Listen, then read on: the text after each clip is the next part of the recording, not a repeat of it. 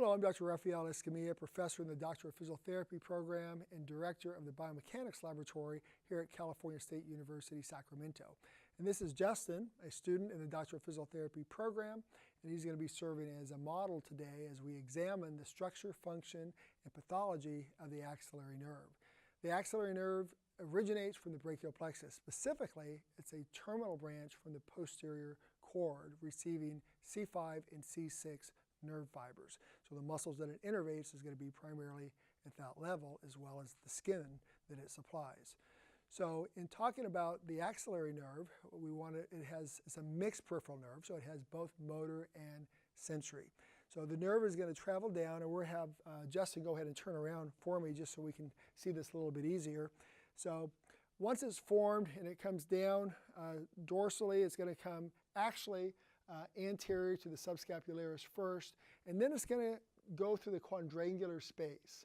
Okay, this is a space formed from the teres major here and the teres minor above it, so we're right in this area here, and that's going to be the upper and lower borders of the quadrangular space, and then the long triceps and the humerus forms the other borders. So it's a small space that it's going to come out of, and as it comes out of that space, it's going to move into the posterior arm.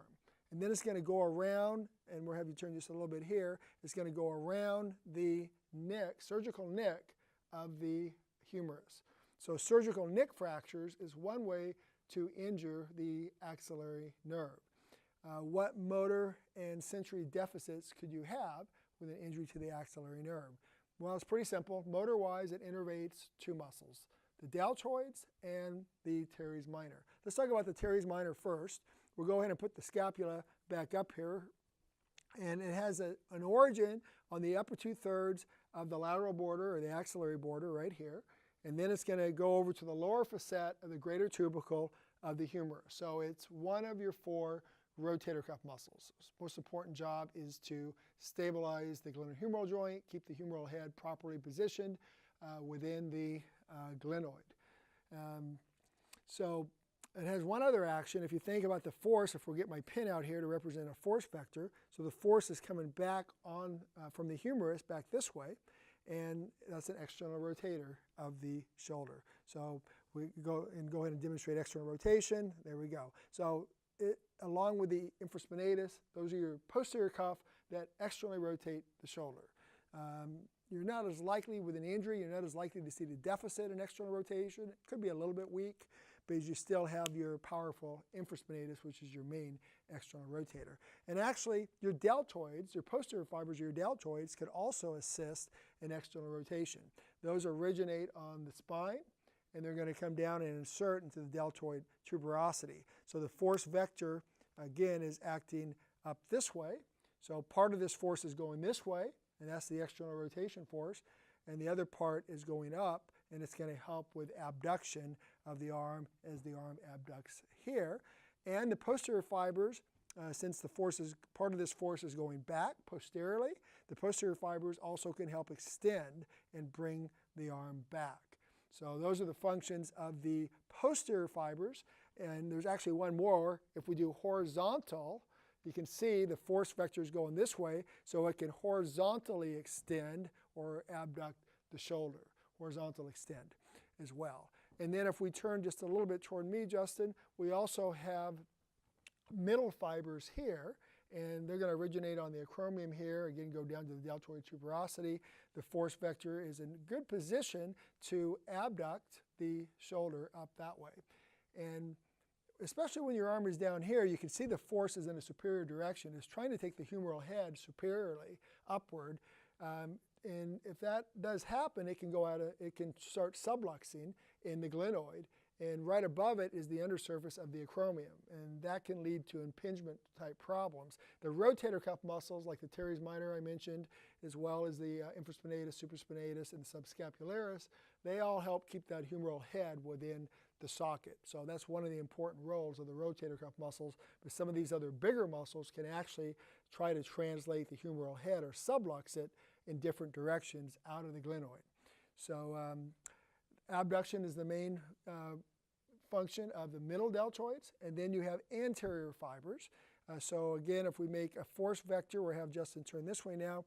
The anterior fibers are now going to go from the lateral clavicle, and again, they're going to merge down here into the deltoid tuberosity. So our force vector now is directed more in an angle this way. So part of this force is going in the anterior direction. So the anterior fibers help flex the shoulder, as Justin's doing here. Okay, great. And then part of it's going in this way, so it helps internally rotate the shoulder. Fibers going this way would help internally rotate. And then if we take it up here, the force vector is going up in this direction. Part of it's going anterior, so that's horizontal flexion, like doing a bench press type action.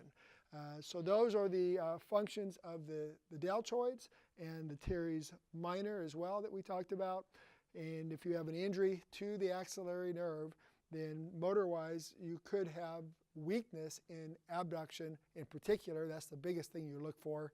And depending on how bad the injury to the nerve is, you could hold the arm here and have the patient to try to hold this position, and with an injury, they won't be able to. They'll have drop arm. The arm will drop on down. Okay. And like I said, if you have an injury to the nerve, you might not notice a deficit in external rotation. You might notice a little one because you still have the infraspinatus. But if you lose a deltoid, it's really the main player in abducting the shoulder. The infraspinatus, supraspinatus can help some, but not to the same level. So that's where you're really going to notice your weakness. And then sensory fibers come off. So it's a mixed nerve, motor and sensory, and it's going to innervate the upper lateral arm. So the nerve that comes off it, the cutaneous branch, is called the superior lateral cutaneous nerve of the arm. And it's going to supply skin. If you think of your arm from here to here, it's going to do the upper half. So really the half over the deltoid. You don't want to get too high up here when you're assessing it, and then you're getting into another nerve, supraclavicular nerve. So you want to stay lower, the lower half of the deltoid, right in this area here. Is the best place to assess, and usually you're going to do both sides on a patient and see if it feels the same on both sides. Numbness, tingling, pins and needles, those kind of sensations can occur with an axillary nerve injury. So that summarizes the structure, function, and pathology of the axillary nerve.